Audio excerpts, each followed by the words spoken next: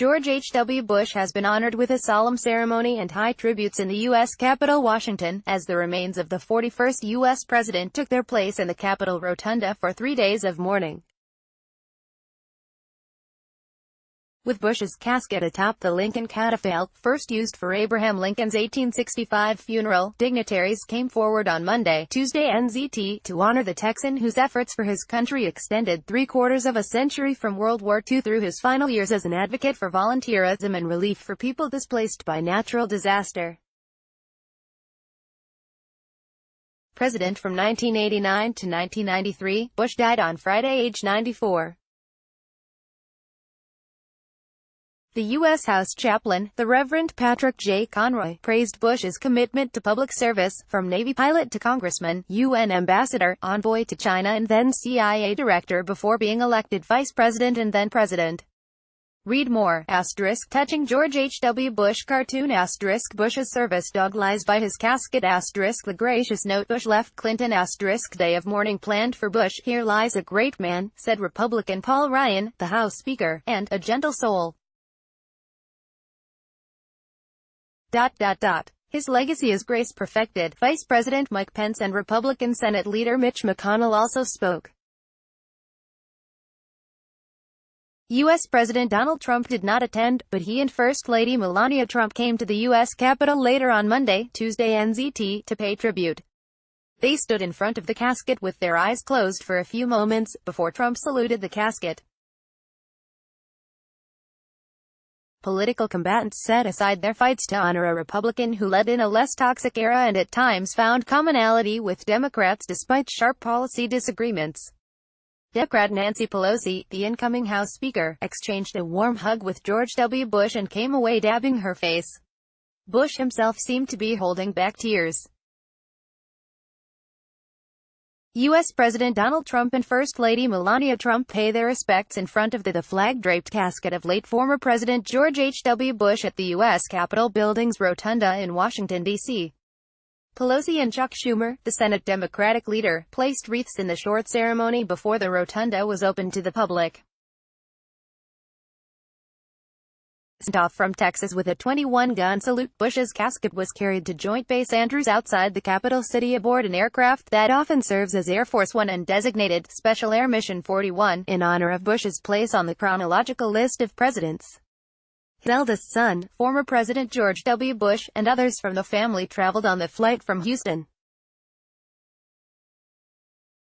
Cannon fire roared again outside the U.S. Capitol as the sun sank and the younger President Bush stood with his hand over his heart watching the casket's procession up the steps. Bush was remembered just feet away from what he called democracy's front porch, the west-facing steps of the U.S. Capitol where he was sworn in as president.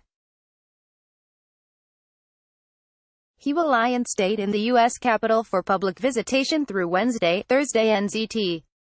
An invitation-only funeral service, which the Trumps will attend, is set for Wednesday at Washington National Cathedral.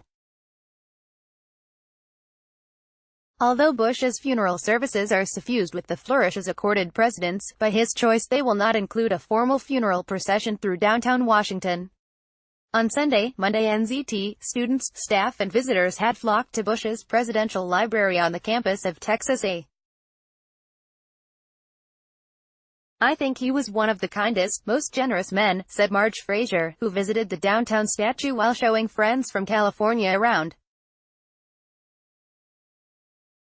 After services in Washington, Bush will be returned to Houston to lie in rest at St. Martin's Episcopal Church before burial on Thursday at his family plot on the library grounds. His final resting place will be alongside Barbara Bush, his wife of 73 years who died in April, and Robin Bush, the daughter they lost to leukemia in 1953 at age 3. "Looking forward to being with the Bush family to pay my respects to President George H.W. Bush." Donald J. Trump, at Real Donald Trump, December 3, 2018. Trump has ordered the federal government to be closed on Wednesday, Thursday NZT, for a national day of mourning. Flags on public buildings are flying at half-staff for 30 days.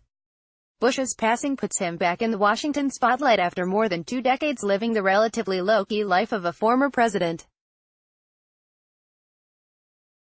His death also reduces membership in the ex-president's club to 4: Jimmy Carter, Bill Clinton, George W. Bush and Barack Obama. One of Bush's major achievements was assembling the international military coalition that liberated the tiny, oil-rich nation of Kuwait from invading neighbor Iraq in 1991. The war lasted just 100 hours. He also presided over the end of the Cold War between the United States and the former Soviet Union. A humble hero of World War II, Bush was just 20 when he survived being shot down during a bombing run over a Japanese island. He had joined the Navy when he turned 18. Former U.S. President George H. W. Bush's casket sits in the rotunda of the U.S. Capitol building in Washington. Shortly before leaving the service, he married his 19-year-old sweetheart, Barbara Pierce, and forged the longest presidential marriage in U.S. history. Bush enrolled at Yale University after military service, becoming a scholar athlete and captaining the baseball team to 2 College World Series before graduating after just 2 years. After moving to Texas to work in the oil business, Bush turned his attention to politics in the 1960s. He was elected to the first of 2 terms in Congress in 1967. He would go on to serve as ambassador to the United Nations and China, head of the CIA and chairman of the Republican National Committee before being elected to 2 terms as Ronald Reagan's vice president. Soon after he reached the height of his political popularity following the liberation of Kuwait, with public approval ratings that are the envy of today's politicians, the U.S. economy began to sour and voters began to believe that Bush, never a great communicator, something even he acknowledged, was out of touch with ordinary people. He was denied a second term by Arkansas Governor Clinton, who would later become a close friend.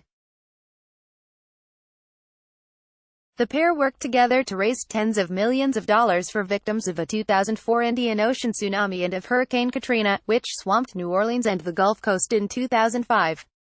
"Who would have thought that I would be working with Bill Clinton of all people," he joked in 2005. In a recent essay, Clinton declared of Bush, "I just loved him, AAAP.